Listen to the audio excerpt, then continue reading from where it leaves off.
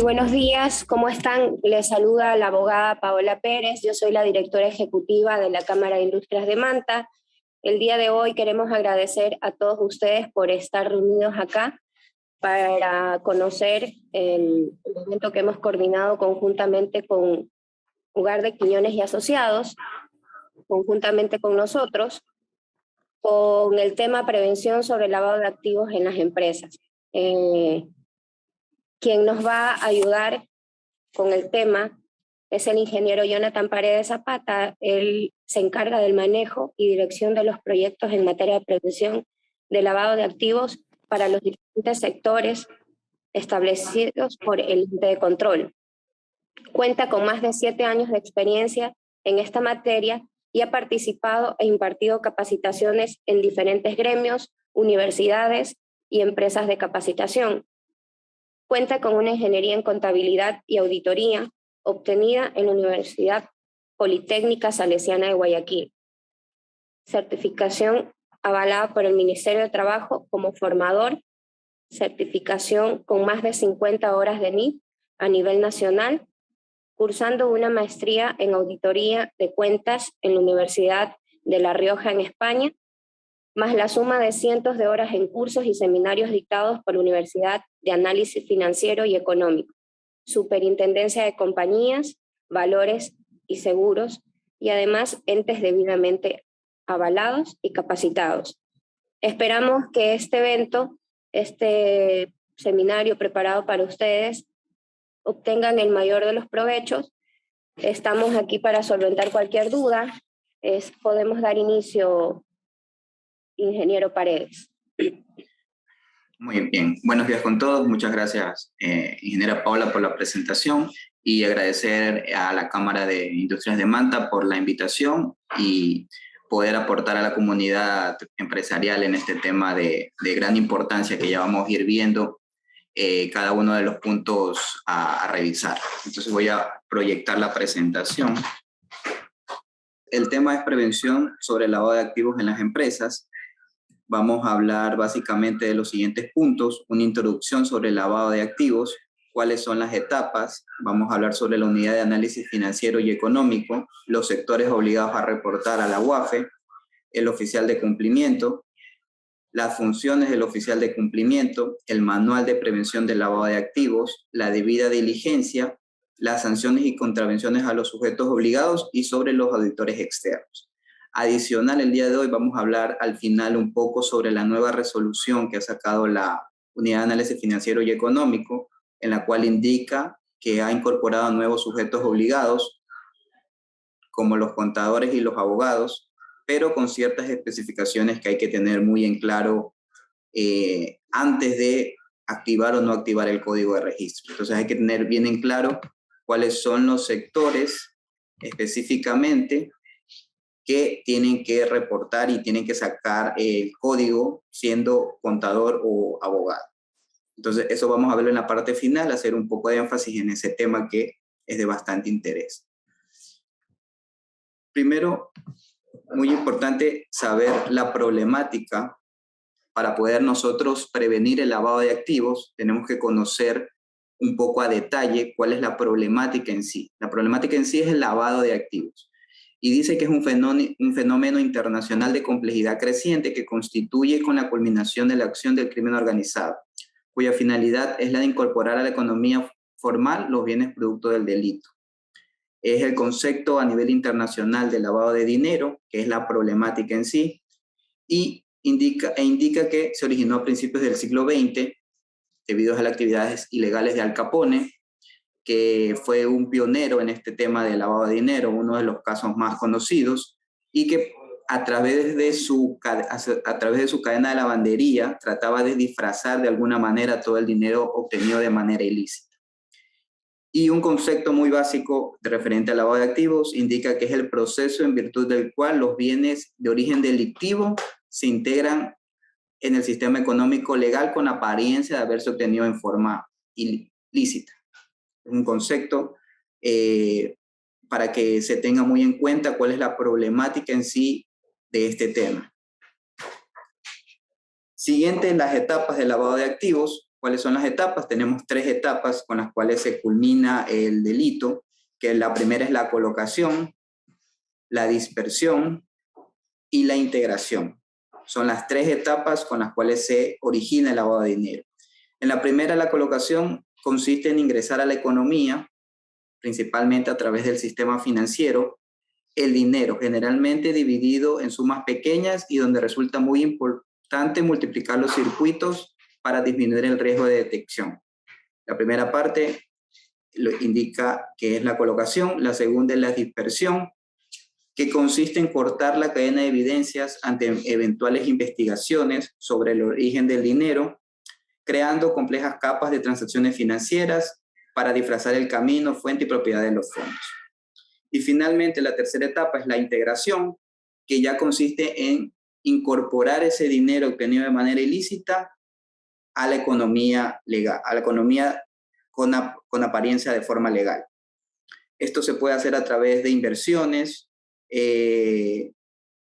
inversiones en cadenas hoteleras, supermercados, participaciones en capitales sociales de las compañías, compras de bienes lujosos, compras de inmuebles.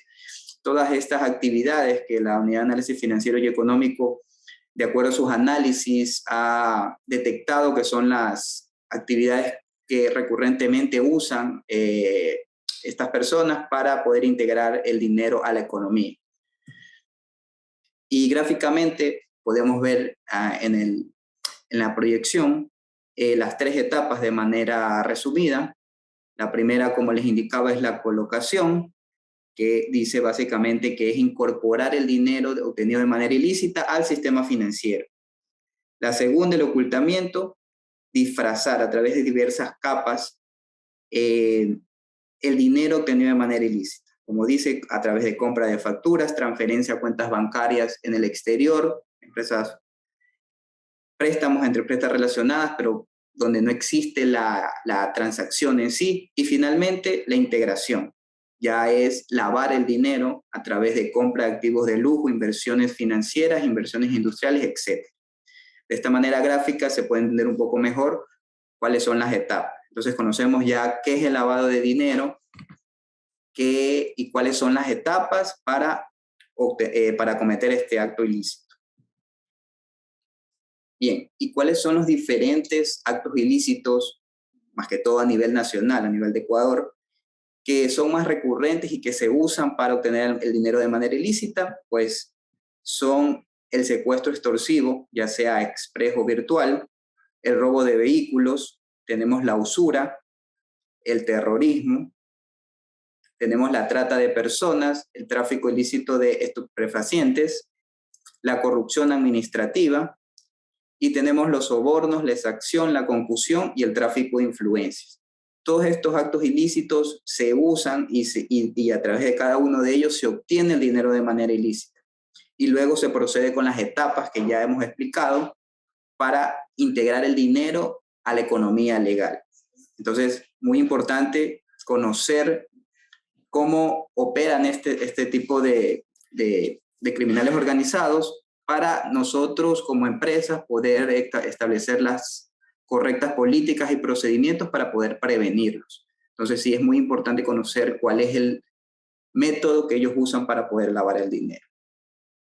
Tenemos una ilustración referente al triángulo del fraude, que indica que para que se origine fraude en una organización o en una empresa deben existir 3 factores. El primero, el incentivo o la presión, la racionalización a la actitud y la oportunidad. ¿Ya? Estos son los 3 factores que si se presentan, es muy probable que mi empresa se vea vulnerable ante un fraude. El incentivo a la presión, esto se puede originar por posibilidades de beneficios propios o presión externa a la realización del fraude. La racionalización de la actitud es el factor subjetivo, la responsabilidad o la ética del empleado, y la oportunidad. Aquí siempre se hace mucho énfasis a que las empresas o las organizaciones refuercen bastante su sistema de control interno, ya que para que se origine el fraude deben existir estos 3 factores. Pero si no se presenta la oportunidad, quiere decir que si yo tengo un sistema de control interno adecuado en mi empresa, yo voy a poder detectar a tiempo que se están originando estos dos factores y evitar el fraude. Entonces, si yo tengo mis sistemas, los tengo debidamente formalizados, tengo mis manuales y procedimientos, tengo filtros en los procedimientos, de alguna u otra manera yo voy a poder detectar a tiempo que se origine algún tipo de fraude en mi empresa. Entonces, muy importante fortalecer mi sistema de control interno a través de auditorías internas o externas, con el fin de evitar que se presente este tipo de situaciones en mi compañía.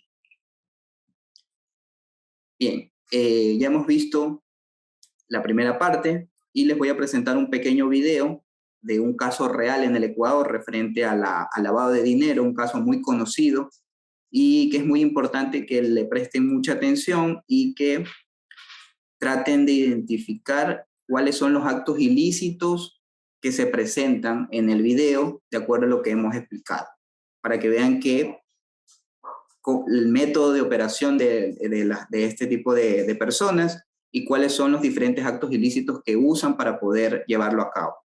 Entonces voy a proyectar este pequeño video. Cuenta la policía que parte de los 17 millones de dólares hallados en Caletas hasta la fecha estaban al interior de esta vivienda que es la casa de la madre de alias Gerald, situada al noroeste de Guayaquil. En Los Ceibos, en donde se encuentra el otro millón de dólares. Los otros 13, pues 3 millones fueron incautados en Manta, se hallaron en una propiedad valorada en más de 800.000 dólares y con una extensión mayor a los 1.000 metros cuadrados, en la urbanización Puerto Azul, en la vía La Costa, donde pernoctaba alias Gerald cuando estaba de paso por Guayaquil, y en la que la policía continúa buscando caletas con dinero proveniente del narcotráfico. Se sigue revisando en el mismo domicilio si existen más caletas. Washington P., mejor conocido como alias Gerald, es calificado por la Policía Nacional como el narcotraficante más estructurado del país, pues dirigió una organización criminal que operaba en el Pacífico desde hace ya 15 años. Según las investigaciones, alias Gerald estaba radicado en Colombia, bajo la protección de la banda criminal Los Rastrojos, una de las más peligrosas organizaciones del narcotráfico en el norte del valle, desde donde por tierra enviaba la droga hasta Guayaquil. La gran cantidad de droga que estaba copiada era luego ya empaquetada y embalada y trasladada al puerto de Manta para por medio de lanchas rápidas enviarla hasta Centroamérica, donde barcos pesqueros en alta mar la receptaban y la transportaban a Estados Unidos, que era el principal objetivo. Para esto la policía afirma que alias Gerald contaba con toda una flota pesquera comprada. Un barquito que tiene esta familia que tiene muchísimos años. Washington P. fue capturado en el 2006, 2012 y 2014 por delitos de droga y tráfico ilegal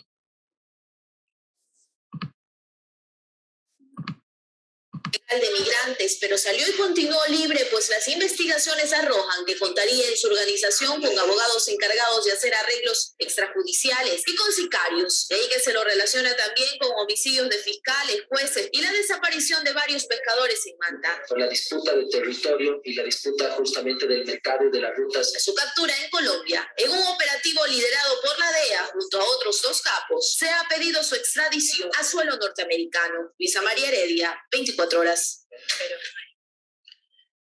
Bien, entonces, como pudimos visualizar, un caso real en el Ecuador, donde podemos ver los diferentes actos ilícitos que se cometieron.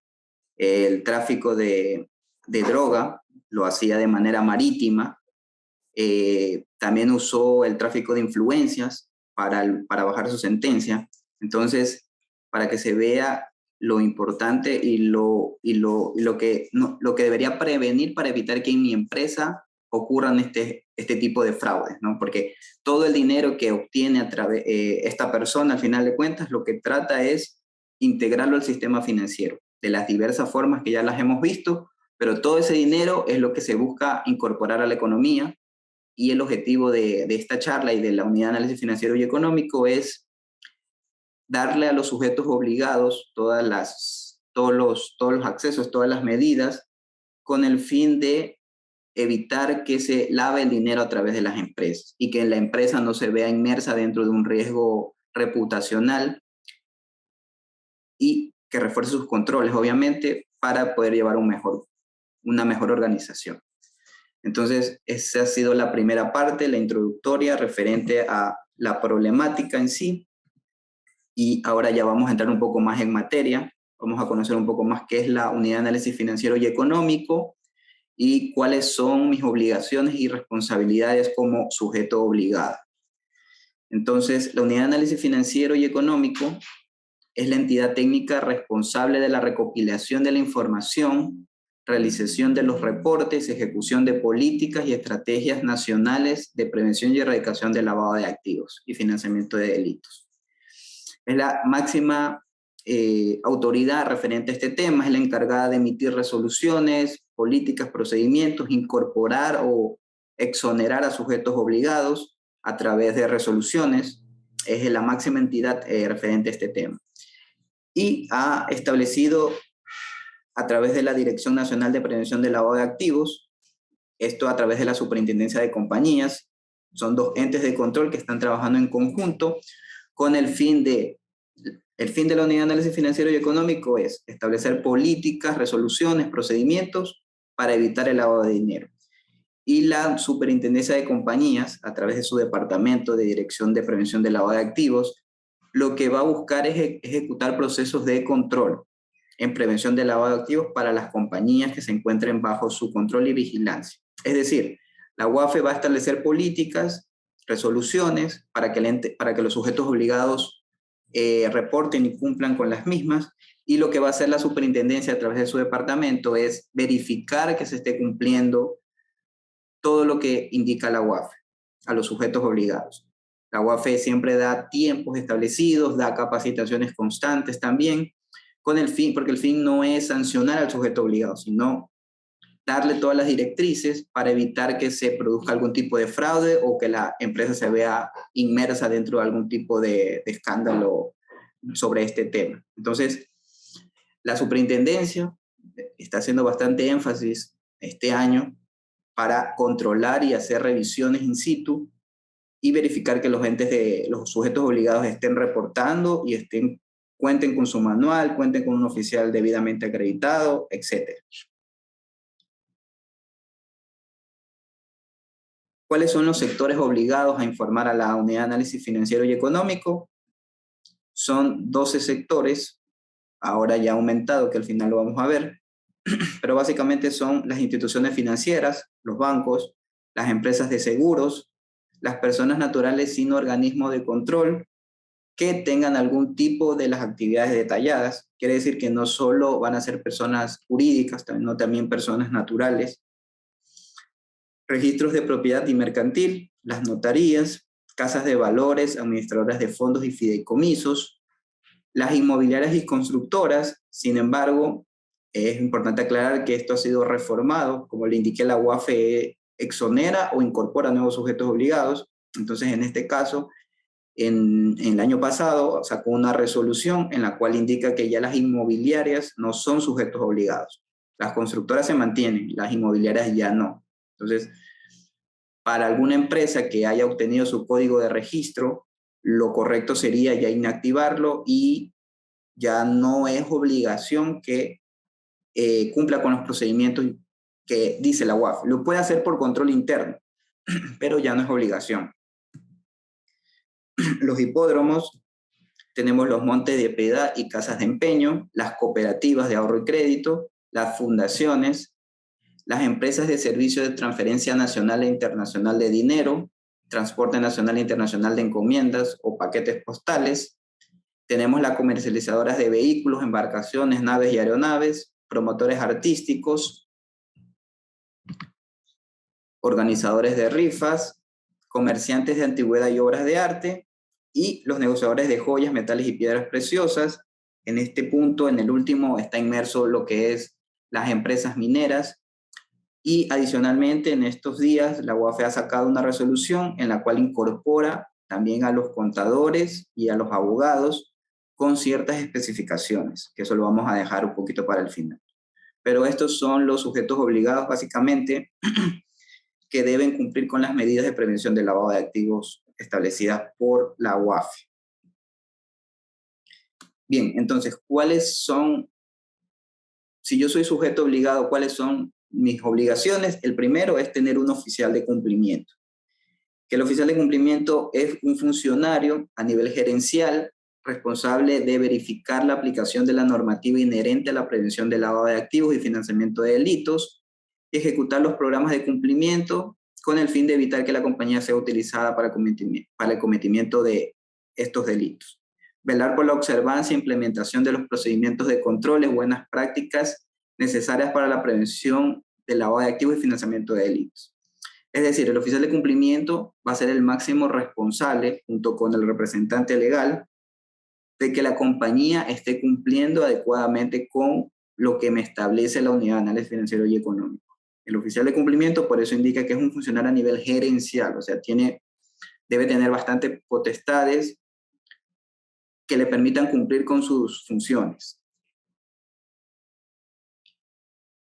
Los requisitos para que debe evaluar un sujeto obligado antes de tener su oficial de cumplimiento: debe evaluar que una persona cumpla con los siguientes requisitos para poder calificarla como oficial de cumplimiento. Primero, que posea un título de tercer nivel, ya sea en economía, ingeniería comercial, gestión empresarial, auditoría, contador o carreras afines. Debe tener título de tercer nivel. Y en el caso de que no tenga título de tercer nivel, también puede ser, siempre y cuando justifique su experiencia en el sector mínimo 1 año. Si la puede justificar y no tiene título, también podría calificarse. Y obviamente tenga el conocimiento adecuado referente a este tema. Bueno, la hoja de vida tiene que estar en pleno goce de sus derechos políticos y tiene que ser mayor de edad. Esos son los requisitos, y las prohibiciones son que no puede ser el mismo representante legal o algún administrador de la empresa. No puede ser un contador, un contralor, un auditor o un comisario o un personal de control interno que haya desempeñado estas funciones en la compañía hasta con 3 meses de antigüedad. O sea, pasado estos 3 meses, si cumplí una de estas funciones, sí puedo ser, pero mínimo tengo que esperarme 3 meses para yo poder ejercer como oficial de cumplimiento, siempre y cuando cumpla con el resto de requisitos establecidos. No puede ser un servidor público, una persona jurídica o una persona declarada en quiebra, o una persona que esté llamada a juicio o que tenga alguna sentencia por infracciones a la ley orgánica. ¿Ya? Entonces, tenemos los requisitos, tenemos las prohibiciones, y también un poco aclarar, ya que han existido algunos cambios referente a la calificación. Para algunas personas que hayan hecho este proceso, saben que el proceso era en línea y directamente a través de la unidad de análisis financiero y económico. Ahora ha cambiado un poco.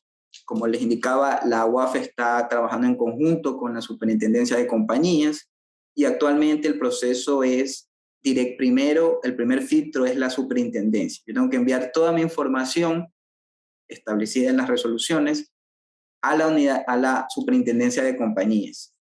Lo tengo que hacer de manera presencial, enviar toda mi documentación, y la superintendencia se va a encargar de evaluar que en efecto yo cumpla con todos los requisitos y tenga la capacidad adecuada para desempeñar esta función. En el caso de que todo esté correcto, lo que va a hacer la superintendencia es emitirme una resolución. Yo tengo que esperar la resolución de la Superintendencia de Compañías, donde me indique que yo voy a ser oficial de cumplimiento de la compañía que esté haciendo el trámite, ¿no? Posterior a eso, ya con la resolución en mano, yo puedo hacer la solicitud del código de registro ante la unidad de análisis financiero. Indica que tengo 5 días hábiles a partir de la emisión de la resolución. Entonces, para algunas personas que han hecho este trámite, saben que antes era directamente con la UAFE, era un proceso un poquito más ágil, y por ende, sí habían muchas veces, a veces pasaban muchas personas como oficial de cumplimiento. Ahorita va a haber un poquito más de control, y por eso el primer filtro va a ser la superintendencia, y posterior va a ser la unidad de análisis financiero y económico. Las funciones más importantes que debe tener el oficial de cumplimiento, que debe cumplir, son, el primer paso va a ser elaborar el manual de prevención del lavado de activos y aprobarlo debidamente ante la Junta de Accionistas. Debe remitir dentro de los plazos y términos legales los reportes mensuales, reportes RESU y no RESU. Debe presentar sus reportes de acuerdo a las estructuras establecidas por la unidad de análisis financiero y económico.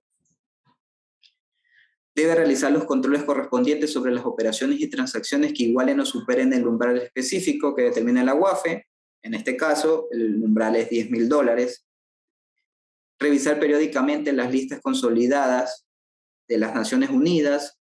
En efecto, esto es un poquito de debida diligencia, que básicamente se refiere a hacerle un chequeo previo al cliente y ver que no esté inmerso dentro de alguna lista de terroristas o alguna lista de personas que tengan algún tipo de sanción penal. Entonces, ahí la Unidad de Análisis Financiero y Económico ha establecido ciertas listas que son de acceso público, en la cual yo debería verificar como oficial de cumplimiento, antes de establecer algún tipo de relación comercial con un cliente, verificar y dejar evidenciado de que el cliente cumple con el perfil adecuado para poder establecer una relación comercial con mi empresa. Lo que decía, la lista de Naciones Unidas tenía arriba, y aquí tengo la lista OFAC, que es otro tipo de lista en la cual yo debería usar para aplicar la debida diligencia. Y también indica que debe informar dentro del primer trimestre de cada año la capacitación recibida el año anterior. Dentro del plan de trabajo del oficial de cumplimiento debería tener una capacitación a todo el personal. ¿Por qué? Porque, bueno, al final de cuentas vamos a ver cuántas personas participan en este proceso de prevención del lavado de activos. No solo es responsable, el máximo responsable es el oficial de cumplimiento. Sin embargo, necesita el apoyo de bastantes departamentos de una compañía para poder llevar a cabo sus funciones. Y por ello es muy importante que se capacite y capacite al personal de la empresa. Eso es muy importante, y la UAFE lo establece e incluso lo pide, que le informe dentro del primer trimestre que ha realizado debidamente la capacitación a todo el personal. Diseñar un sistema de riesgo o una matriz de riesgo de acuerdo a la metodología que establezca en su manual de prevención del lavado de activos.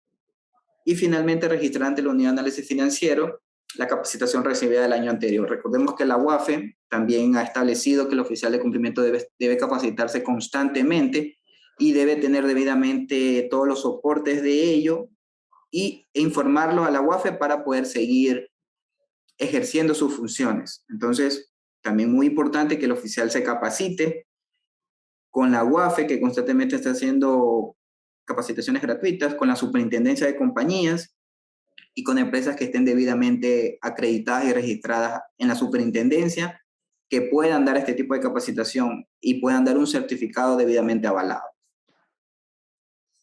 Bien, entonces esas fueron las funciones más importantes. No son todas, en la resolución de cada sector está detallado, pero esas son las más importantes.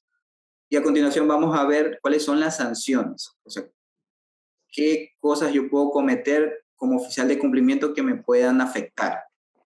El objetivo de aquí es conocer cuáles son las sanciones para poder evitarlas. Entonces, me pueden suspender mi código de registro si en alguna revisión el ente de control determina que yo no estoy cumpliendo con mi manual. Si el ente de control verifica que yo no estoy cumpliendo con el manual, que solo lo tengo pero no lo estoy cumpliendo, me pueden suspender mi código temporalmente. Y en el caso también de que la Superintendencia de Compañías me hagan algún requerimiento de información y yo no le dé respuesta, también me podrían suspender el código. Entonces es muy importante tener en cuenta esto. ¿Y cuándo me pueden cancelar el código definitivamente? Cuando no supere la suspensión. O sea, quiere decir que si yo no tengo manual, o si yo tengo un manual y no lo estoy cumpliendo y supero el tiempo de la suspensión, pero sigo sin cumplir, me pueden ya cancelar el código definitivamente. Y cuando se comprueben irregularidades en las prohibiciones de la norma, como vimos, ya vimos cuáles son las prohibiciones, qué personas no pueden ser oficial de cumplimiento. Y puede que por X o Y razón, si logre pasar los filtros y la superintendencia me califique, pero que yo haya tenido por ejemplo, que yo haya sido contador de la empresa un mes atrás y pueda pasar los filtros y saqué mi calificación. Pero si en una revisión posterior la Superintendencia de Compañías determina y se da cuenta de que yo no cumplía con todos los requisitos en su momento, la superintendencia me puede, y la UAFE me puede cancelar el código de registro. Así que es muy importante, y esa responsabilidad es más para el representante legal, que elija a una persona idónea para desempeñar el cargo. ¿Ya? Entonces, continuemos. Una pregunta muy recurrente es referente a cuántas empresas yo puedo ser oficial de cumplimiento. La respuesta en teoría es una sola empresa. Solo podría ser un oficial de cumplimiento de una sola empresa. Y la UAFE lo establece así porque entiende que este es un cargo de mucha responsabilidad, de muchas funciones, y no lo va a poder desempeñar en diversas empresas al mismo tiempo.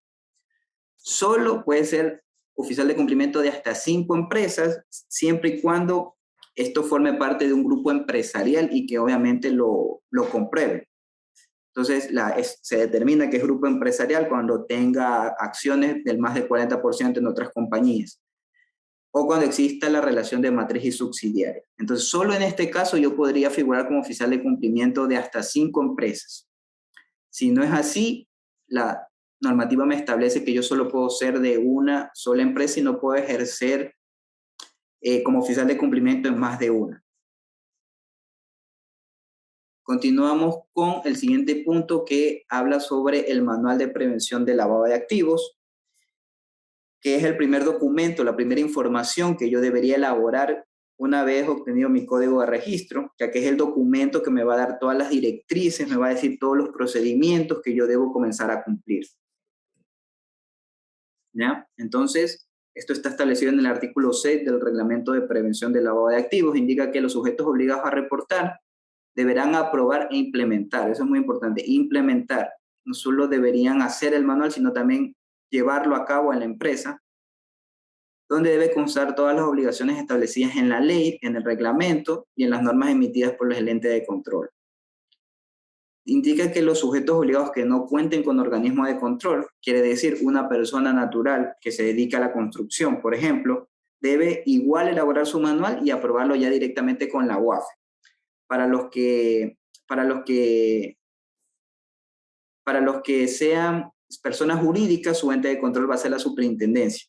Pero para los que sean personas naturales, directamente su ente de control es la UAFE. Y les voy a dar una estructura, básicamente, de cuáles son los puntos que pide, de cómo esté estructurado el manual de prevención del lavado de activos. Primero debe tener una introducción de la compañía, debe tener un marco legal, debe estar establecido la estructura organizacional y debe tener las políticas y procedimientos a nivel de prevención del lavado de activos. Estas son a nivel de conozca a su cliente, conozca a su empleador, colaborador, socio o accionista, política conozca a su proveedor, política conozca a su mercado y política conozca a su corresponsal. Estas políticas deben estar establecidas dentro del manual de prevención del lavado de activos y esto está en la resolución emitida el 31 de enero del 2022. Recordar que esto se va actualizando constantemente, entonces hay que estar muy atento a las actualizaciones que saque tanto la UAFE como la Superintendencia de Compañías. Debe estar establecido su programa de capacitación, su planificación de trabajo, debe también tener las señales de alerta de su sector, cuáles son los plazos para hacer su registro de operaciones, reportes.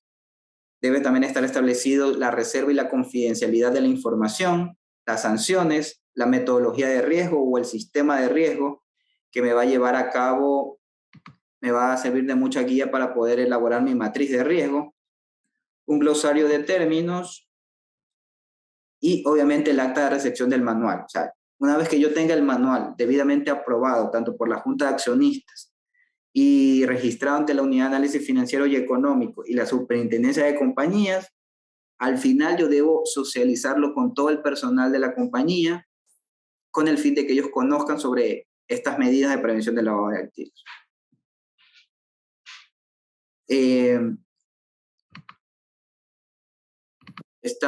Le estoy proyectando básicamente qué es lo que me pide al momento de registrar el manual en la UAFE. Esto es un captura de pantalla de la página de la UAFE, donde se registra el manual. Como lo ven aquí, indica, una vez que yo registre el manual, me va a sacar un número de registro. tengo que especificar cuál es la metodología que voy a usar para la matriz de riesgo y una breve descripción, y obviamente adjuntar el acta de junta, que siempre es importante. Todo documento, toda actualización que yo haga referente al manual o a una metodología de mi departamento, yo siempre debe pasar por el filtro de la junta de accionistas. Entonces, me pide inclusive adjuntar el acta de junta adicional al documento. Esto es a través de la UAFI. Y bueno, ahora entramos a otro punto de las funciones del oficial de cumplimiento. Igual importante indicarles que las preguntas que vayan teniendo las pueden ir pasando por el chat para al final de la capacitación poder contestarlas, cualquier consulta que tengan referente a los temas que estamos topando. La debida diligencia, que es otra función muy importante del oficial de cumplimiento, que básicamente se refiere al conjunto de acciones que debe desarrollar de la manera más eficiente y diligente posible para conocer adecuadamente a los clientes. ¿Ya? Vimos un ejemplo referente a las listas, eso forma parte de la debida diligencia y debe estar debidamente evidenciado de que yo aplico la debida diligencia. La debida diligencia aplica tanto para, existen dos tipos de debida diligencia, la simplificada y la reforzada. La simplificada aplica cuando yo, de acuerdo a mi análisis de riesgo de cada cliente, veo que es un cliente que es recurrente, que siempre cumple con toda la documentación, que es un cliente que tiene un perfil de riesgo bajo. Pero cuando se me presenta el caso de un cliente con un perfil de riesgo alto, yo debería aplicarle una debida diligencia reforzada.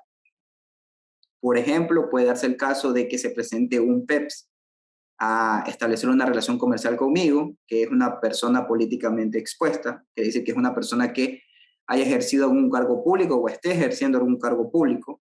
No quiere decir que no tenga que establecer una relación comercial, sí lo puedo hacer, pero tengo que reforzar los procedimientos para este tipo de personas. La debida diligencia se le aplica para el cliente, para los proveedores, para el corresponsal cuando corresponda, para los empleados y colaboradores y para el mercado.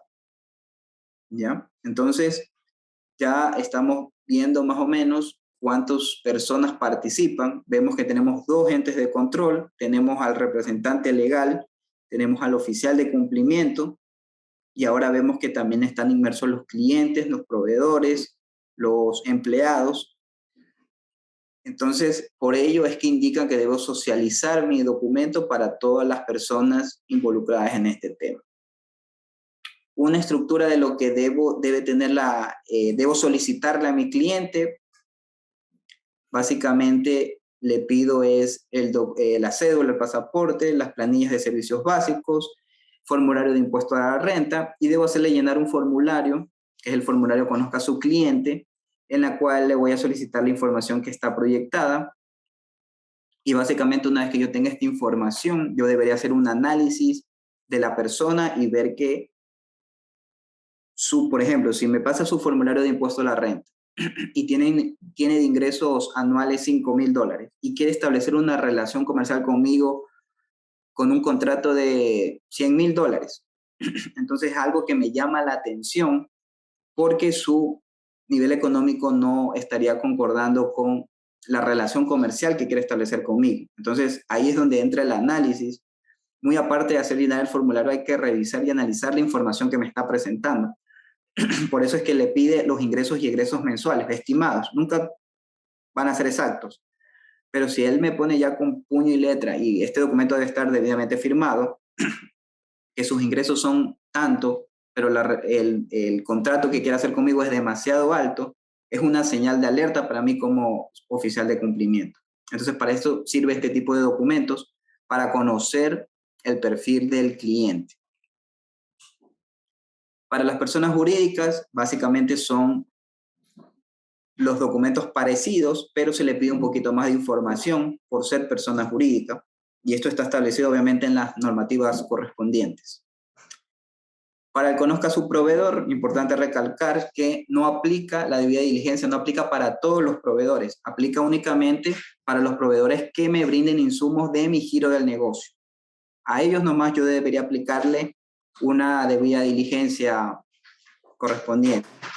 Conozca su mercado, conozca a su empleado. Los empleados sí deben aplicar para todos los empleados de la compañía. Aquí no hay excepciones. Todos los empleados yo debería aplicarle una debida diligencia para conocer con qué personal yo estoy trabajando. ¿Ya? Entonces, hasta ahí la parte de la debida diligencia y ya estamos llegando casi a la parte final. Vamos a indicar al final las sanciones. Ya vimos las sanciones para el oficial de cumplimiento. Ahora vamos a ver las sanciones para la empresa en sí como sujeto obligado. La Superintendencia de Compañías me puede sancionar cuando detecte incumplimiento en la normativa, cuando solicite información y no la remita, y cuando no se encuentra actualizada su actividad económica. Las sanciones, por lo general, ellos afectan el certificado de cumplimiento de obligaciones a la compañía, donde va a indicar de que no está al día en sus obligaciones, siempre y cuando se produzcan algunos de los puntos indicados. Y les muestro un ejemplo de cómo sale el certificado de obligaciones cuando yo estoy incumpliendo una normativa. Como podemos observar, al final hay un punto que dice prevención de lavado de activos y la compañía indica que la compañía no ha cumplido con las normas de prevención de lavado de activos. Entonces, ya se está viendo más recurrentemente este tipo de afectación en el CCO de las compañías. Por ello es muy importante que tomemos mucha nota de cuáles son las obligaciones que debo cumplir y evitar caer en algún tipo de sanción. La superintendencia a través del CCO, pero la UAFE, inclusive a través de una resolución, establece sanciones económicas. La resolución es la que indica en la parte inferior, UAFE DG 2019-0260, emitida el 13 de febrero del 2020. Ellos establecen una escala de sanciones para los sujetos obligados. ¿Cuándo? Cuando entreguen tardía los reportes de operaciones, que son los reportes mensuales que deben elaborar los sujetos obligados, las sanciones de 1 a 10 salarios básicos unificados. Cuando no entregue el reporte, la primera es por entregar tarde el reporte se entrega hasta 15 días del siguiente mes, es la fecha plazo para elaborar cada uno de los reportes. Inclusive, si es que yo no tengo ninguna transacción que supere el umbral, que ya indicamos que son $10,000, igual yo tengo que reportar como no rezo, pero el reporte debe elaborarse todos los meses. Si tengo o no tengo operaciones, se debe reportar para evitar que me sancione. Entonces, cuando entrego tardía el reporte, la sanción es de 1 a 10 salarios básicos. Cuando yo no lo entregue definitivamente, la sanción es de 10 a 20 salarios básicos. Y cuando la UAFE o la UAFE en este caso me requiere información adicional y yo no la entregue, la sanción es de 21 a 30 salarios básicos unificados. Y finalmente, cuando yo sea reincidente en el punto 1 o en el punto 2, la multa va a ser la máxima establecida por el ente de control. En este caso, la máxima es 30 salarios básicos. Entonces, por eso hay que tener bastante cuidado. Una vez que yo active mi código, debo tener un oficial de cumplimiento que reporte mensualmente y dentro de los plazos establecidos para que no me vea afectado en alguna sanción y pueda cumplir con lo que establece el organismo de control. Bien, entonces finalmente estamos viendo ahora el auditor externo. El auditor externo también juega un rol muy importante en este tema, ya que todas las empresas que sean sujetos obligados, que sean objetos de auditoría externa, también deben someter sus procesos de prevención de lavado de activos a una revisión de un auditor externo. Un auditor externo debe emitir un informe independiente del informe de estados financieros, debe emitir un informe de procesos convenidos y verificar el cumplimiento de la norma de prevención del lavado de activos. Entonces, esto está establecido por resolución. Inclusive el plazo de presentaciones hasta el 30 de mayo de cada año es un plazo diferente al de estados financieros y es muy importante que se cumpla con el fin de evitar de que el ente de control realice algún tipo de sanción.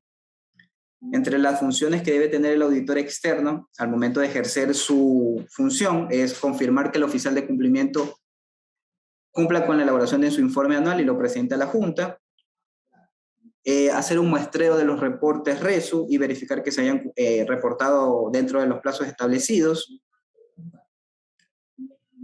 Cotejar, hacer una revisión de la debida diligencia para los clientes que hayan superado el umbral. Tenemos que verificar que el proceso utilizado por la compañía en cuanto a la custodia y confidencialidad de los expedientes propone la seguridad necesaria de información física y digital. Quiere decir que tenga debidamente archivado y con la confidencialidad adecuada los archivos de los clientes, de los proveedores, de los accionistas, de los empleados, etc. Verificar que exista una matriz de riesgo y que se esté usando.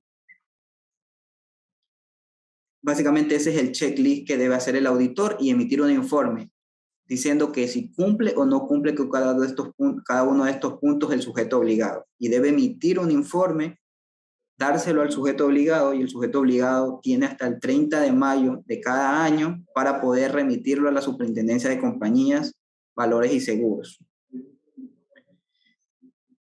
Y vamos finalmente a los puntos importantes que siempre recalco en cada una de las charlas, puntos importantes referentes a este tema. El auditor externo no tendrá acceso a los reportes de operaciones inusuales e injustificadas. Este es el reporte ROIT. No es el reporte RESU, es el reporte ROIT. Hay una resolución de la UAFE en donde dice que este es un reporte confidencial que solo debe ser compartido entre el oficial de cumplimiento, representante legal y obviamente la fiscalía en este caso. Es un reporte muy delicado que ni el auditor externo tiene acceso. No debería tener acceso. Indicamos que el informe de auditoría externa por el cumplimiento de las normas de prevención del lavado de activos no forma parte de los estados financieros. Por eso indico que es un informe independiente y debe ser ingresado al portal de la superintendencia hasta el 30 de mayo de cada año y se debe firmar inclusive un contrato independiente donde se diga que el auditor va a revisar los procedimientos en prevención del lavado de activos. ¿Ya? Y las personas naturales y jurídicas que se dediquen a realizar auditorías en prevención del lavado de activos deben cumplir con la calificación correspondiente y estos requisitos van a ser publicados por el ente de control. Entonces, actualmente cualquier persona natural o jurídica que tenga su calificación de auditor externo puede emitir este tipo de informes. Sin embargo, el ente de control establece que va a emitir una serie de requisitos para que ciertos auditores que cumplan con los debidos requisitos y capacitación emitan este tipo de informe. Quiere decir que va a haber una calificación especial para los auditores y que puedan emitir este tipo de informes. ¿Ya? Todavía no han sacado los requisitos, pero es muy importante tener en cuenta para las firmas auditoras que vayan teniendo personal adecuado, porque está posterior a emitirse los requisitos y ya solo los auditores debidamente con esta calificación especial van a poder emitir este tipo de informes. Eso sería todo. Solo para finalizar, les voy a presentar, como les indiqué, los nuevos cambios que han existido a nivel de Unidad de Análisis Financiero y Económico. Para finalizar, la primera es referente a los contadores, que creo que es un tema de bastante interés, ha dado mucho también de qué hablar a nivel de federaciones y colegios y gremios, pero la UAFE ha establecido a través de resolución ya, que vamos a ver si se puede visualizar mejor. A ver, ¿qué ha indicado? Que los contadores o personas jurídicas que ofrecen servicios contables, incluyendo auditorías de las actividades detalladas en el artículo 2, que ya lo vamos a ver, son sujetos obligados. ¿Ya? Entonces, por ello es que se ha incorporado al sector de contabilidad y de firmas auditoras a reportar. Pero como le establece, dicen que ofrecen servicios contables. Quiere decir, ahí está la primera limitante. Quiere decir que no aplica para los contadores en relación de dependencia. Aplica para contadores externos o que presten outsourcing contable. No aplica para todos. Y la segunda limitante es que dice de las actividades detalladas en el artículo 2. Quiere decir que solo va a aplicar para los contadores que presten sus servicios para empresas de compra y venta de bienes inmobiliarios, para empresas que administren dinero, valores y otros activos del cliente, administración de cuentas bancarias de ahorros o valores, para las empresas que organicen contribuciones para la creación y operación de administración de la empresa, y creación y operación de administración de personas jurídicas y compra y venta de entidades comerciales. Solo para este tipo de contadores aplica la resolución. Es muy importante tener en cuenta eso. Contadores primero, externos, y segundo, que le estén prestando sus servicios a una empresa que tenga las 5 actividades detalladas en la resolución. ¿Ya? Entonces, solo para este tipo de contadores aplica. ¿Ya? Y lo que le pide la unidad de análisis financiero es hacer el reporte ROS, ¿ya? Que es el reporte de transacciones inusuales. Entonces, yo al ejercer mi actividad, si veo algo inusual en la compañía, referente a operaciones y transacciones, yo debo reportarlo. Y para poder reportarlo, voy a necesitar tener un código de registro activo. Entonces, ya de por sí debería sacar mi código de registro, así no haya detectado ninguna actividad, no la voy a sacar recién cuando la vea, sino ya debería sacarla. Bueno, la UAFE te establece en la misma resolución un tiempo establecido, te indica que los sujetos obligados determinados en la resolución tienen 5 meses a partir de la fecha de la resolución para sacar su código de registro, los contadores. ¿Ya? Ese es el plazo que da la UAFE. Ya a partir de ese plazo, en el caso de que yo no presente un ROS cuando corresponda, me pueden sancionar. ¿Ya? Entonces la UAFE me da el plazo de 5 meses para capacitarme, para sacar mi código y para tener las medidas de prevención de lavado de activos y reportar cuando corresponde. Este no es un reporte mensual, es un reporte que solo se debe hacer cuando se presente la operación o transacción sospechosa. Y un punto importante en la cláusula 7ª de la resolución indica que los sujetos obligados, que sean personas naturales, pueden ser sus propios oficiales de cumplimiento, pero también en el caso de que no tengan el conocimiento adecuado y quieran delegar esto a otra persona, también lo pueden hacer. Pueden ser su propio oficial de cumplimiento, pero también se lo pueden delegar a una persona externa, que obviamente cumpla con todos los requisitos. En la disposición primera, como les indicaba, el plazo es de 5 meses, contados a partir de la resolución en el registro oficial. Tiene 5 meses los contadores que estén inmersos dentro de las actividades detalladas para poder sacar su código de registro. Es el plazo que establece la UAF. Ese punto lo quería dejar al final, ya que es un punto nuevo, un punto importante. Y eso sería todo de mi parte. Podemos comenzar con las preguntas en el caso de que existan. Cualquier duda o inquietud que tengamos referente a este tema, referente a la nueva resolución, referente a cuándo debo presentar mi manual, cualquier consulta la podemos ahorita contestar en este lapso de tiempo que nos queda. Sí, para las personas que se registraron, veo que están pidiendo el material. Para las personas que se registraron y nos dieron sus correos electrónicos, le haremos llegar todo el material que hemos presentado.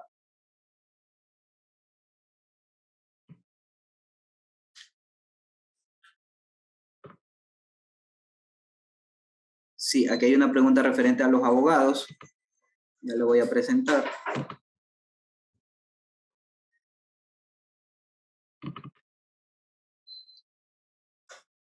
Contestando la pregunta que vi por chat referente a los abogados, la resolución es la que estoy proyectando e indica que notifican los abogados y otros profesionales del derecho y personas jurídicas que ofrezcan servicios legales o societarios, detalladas en el artículo 2. ¿Cuáles son estas actividades?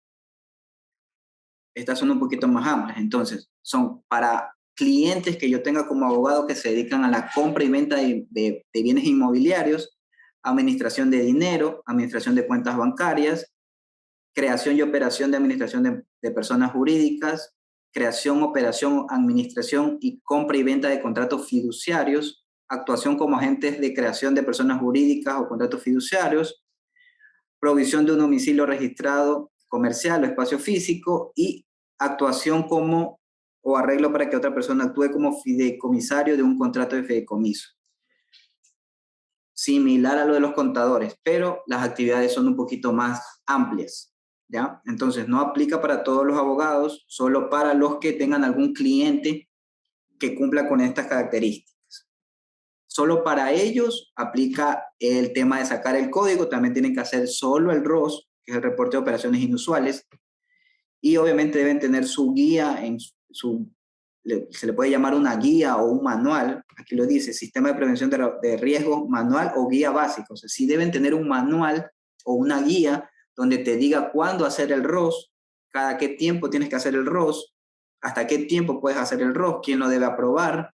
Todo el procedimiento a seguir al momento de hacer un ROS debe estar debidamente formalizado en un manual o en una guía básica del abogado o del contador. Y asimismo establece un tiempo para que el abogado pueda sacar su código de registro, su manual. Y en este caso, en la cláusula octava, indica que los sujetos obligados descritos en la presente resolución indicarán presentar a la Unidad de Análisis Financiero y Económico los reportes determinados en el artículo 3 después del plazo de 6 meses. A ellos le dan 6 meses para que comience a reportar el ROS.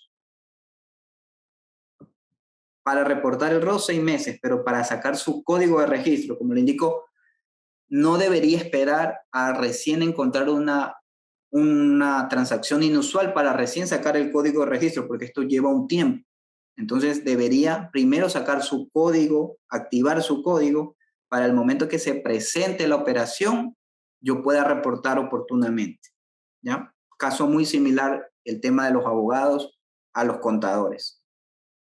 Entonces, ahí creo que está contestada la pregunta que me hizo Diego.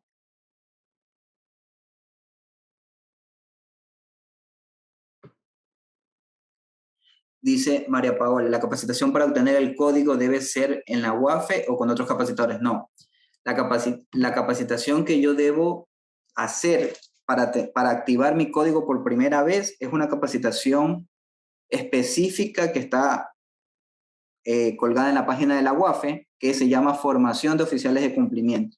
Esa primera capacitación es la que tengo que hacer de ley para poder sacar mi código de registro. No debe ser, no me sustenta de una empresa, ni siquiera en una de las superintendencias de compañías. Para obtener el código por primera vez debe ser específicamente ese curso que se llama Formación de Oficiales de Cumplimiento.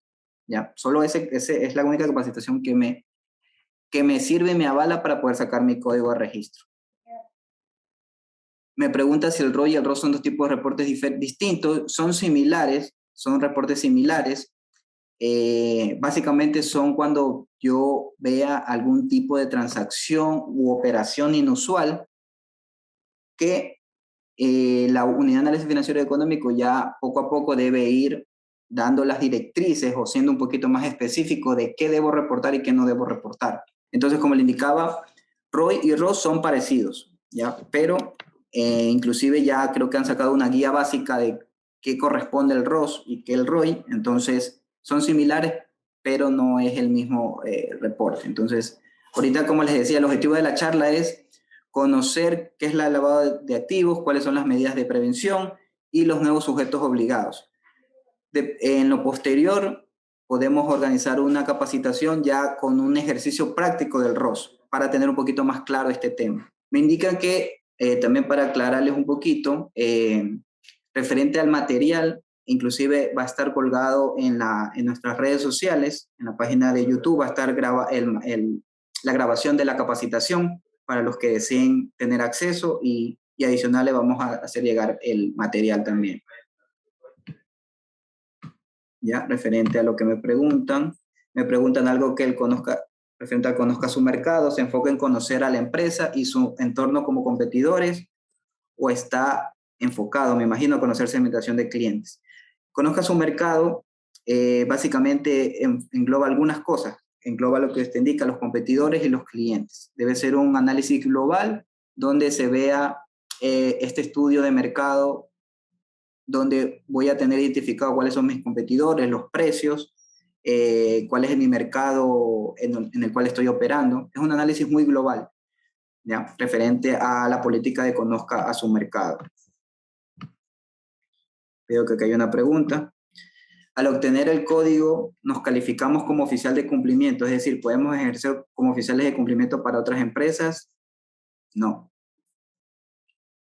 Yo obtengo mi código, pero como les indicaba antes, la obtención del código era directamente con la unidad de análisis financiero y económico. Ahora, el primer filtro es la superintendencia de compañías. Entonces, la superintendencia me va a emitir una resolución donde me va a decir la persona es oficial de cumplimiento de la empresa XYZ y solo puedo ejercer mis funciones para esa empresa. No puedo ser oficial de cumplimiento al mismo tiempo de más de una compañía, salvo el caso que indicaba de que sea un grupo empresarial. Entonces contestando la pregunta de María Paula, solo puedo ser oficial de cumplimiento de una sola empresa previa resolución de la super y posteriormente previo a calificación de la super y previo a la activación del código ante la UAF. Pregunta de Diego, dice, ¿cómo solicito la baja del código como oficial de cumplimiento? Hay que enviar un escrito a la... Ya, ok, contestando su consulta, hay que enviar un escrito a la UAFE indicando de que, en el caso de que sea inmobiliarias, creo yo, porque es la última resolución que exoneró a los sujetos obligados, indicando de que debido a que la empresa ya se encuentra inmersa dentro de la resolución correspondiente, ya no forma parte de los sujetos obligados y se requiere inactivar los códigos.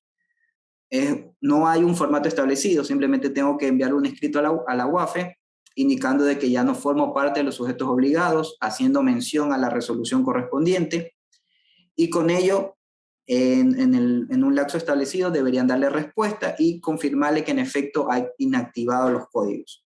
Una vez que la UAFE me conteste, yo inclusive puedo verificar, tratar de ingresar con mi código, y si sale inactivo, quiere decir que ya he cumplido con el procedimiento correspondiente y ya no soy sujeto obligado a reportar.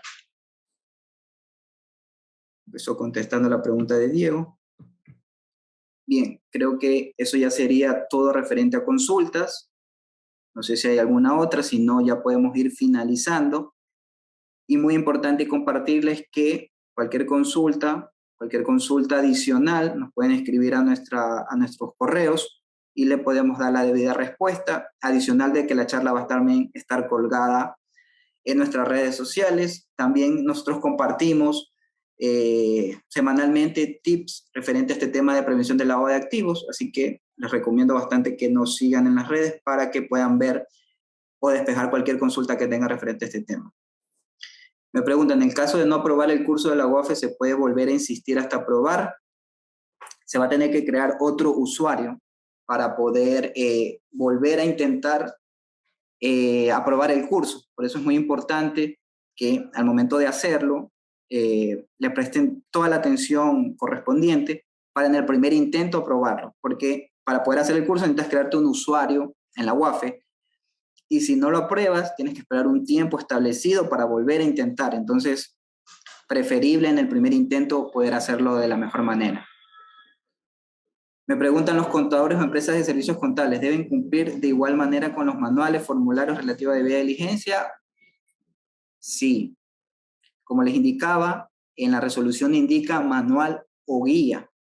Entonces, sí debe tener un manual en el cual establezca cuándo debo reportar un ROS, cuál es el paso a seguir para reportar el ROS, cuáles son los plazos para reportar el ROS, y el formulario de debida diligencia solo cuando se presente el caso, nada más. Entonces, el manual va a ser menos que de una compañía normal, pero sí debe haber un manual donde indique todo lo que se ha establecido. También debe estar los requisitos, debe hacer mención al marco legal, a la resolución que los designan como sujetos obligados. Es decir, sí debe tener un manual, sí debe registrarlo en línea ante la UAFE, y ese manual le va a servir de guía para poder hacer sus reportes ROS. Contestando la pregunta de Gabriel. Me dice, una compañía dedicada al alquiler de locales comerciales tipo centro comercial aplica como inmobiliaria para efectos WAFE. Habría que revisarle bien el giro del negocio. Si dice alquiler de bienes inmuebles, si es solo alquiler de bienes inmuebles, es un sujeto exento ya. Solo si es alquiler de bienes inmuebles. Si tiene otro tipo de actividad que esté inmersa dentro de los sujetos obligados, debe seguir reportando. Solo para finalizar, le voy a mostrar, para que quede un poquito clara esa consulta, referente a lo que salió de las inmobiliarias.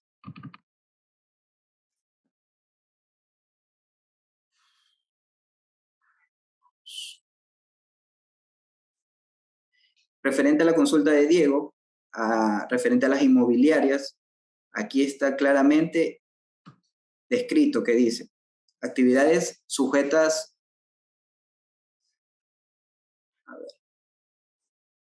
aquí indica que exoneran o ya sacan de los sujetos obligados a las inmobiliarias y dice compra y venta de bienes inmuebles, actividades de agentes de corredores inmobiliarios de la intermediación en la compra y venta de bienes inmuebles y construcción de obras de ingeniería civil pública o privada, cuando se trate de bienes inmuebles.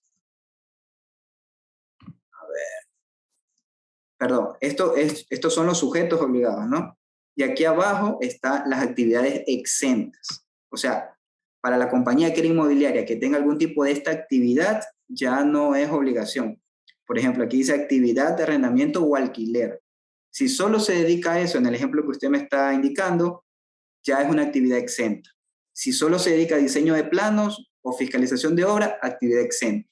Aquí está claramente detallada, son 6 puntos, el 6 puntos se deriva un poquito más, pero estos son los puntos que ya son actividades exentas y todo tiene que ver referente a inmobiliarias y actividades de construcción, pero son específicas. Hay que revisar muy bien mi actividad que yo tenga en mi RUC y en la superintendencia de compañías. Antes de cerrar el código, debo estar muy seguro y muy claro de lo que me indica la resolución. Artículo 3 están las actividades exentas.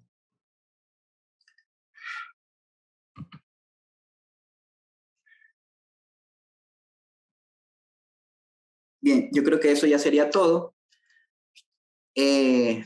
También recalcarles que nosotros damos este tipo de asesorías personalizadas, ayudamos en la implementación de procesos de prevención de lavado de activos. Todo este tipo de servicios nosotros lo ofrecemos de manera personalizada para los que estén interesados. Los ayudamos en todo el proceso de implementación, inactivación del código, capacitación, que es muy importante. Entonces, nos pueden contactar para cualquier consulta adicional y en los posteriores días organizaremos alguna otra capacitación referente a los ROS, que veo que es una consulta muy recurrente, un ejercicio práctico del ROS para que quede bastante claro este tema. Entonces, de mi parte, igualmente en el chat nosotros hemos dejado todos nuestros contactos, redes sociales para que nos puedan contactar y hacer cualquier consulta adicional referente a este tema, ¿ya? Entonces, muchísimas gracias a todos los participantes, a la Cámara de Comercio, a la Cámara de Industrias de Manta por la invitación y en los posteriores días estaremos en contacto con ustedes. Muchísimas gracias por su participación.